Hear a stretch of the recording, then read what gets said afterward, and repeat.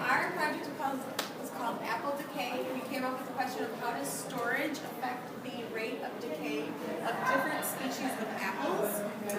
Our hypothesis was that the apples stored in light will brown/decay at a faster rate than those stored in the dark.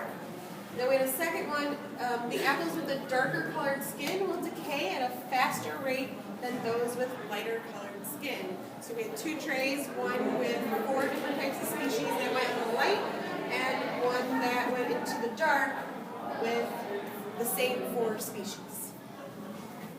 So we did 2 different ways of categorizing their decay. So we did it kind of on a browning ranking system. We just did that from our own personal judgment on a 1 to 10 scale.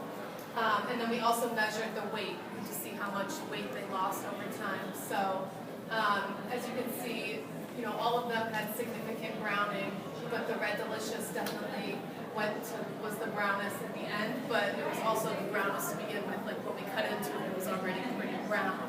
And then in terms of the weight, they all lost significant amounts of weight. Some varied more, so that's what we decided to graph. And so we graphed it based off of the amount of weight that they lost total. So in the light, the Granny Smith, it's in grams, lost about 20 grams. The Red Delicious lost 26. The Sonia lost 21, and the Royal lost 14. Whereas in the dark, they all lost significantly more weight. So that went against our hypothesis. If you've never had a Sonia apple, you should try one. They're really good. Anything else?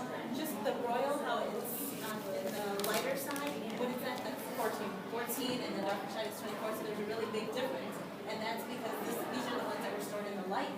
So it lost less weight in the light, and it lost a lot more the ones that were not in the direct light. And I didn't think that was going to happen.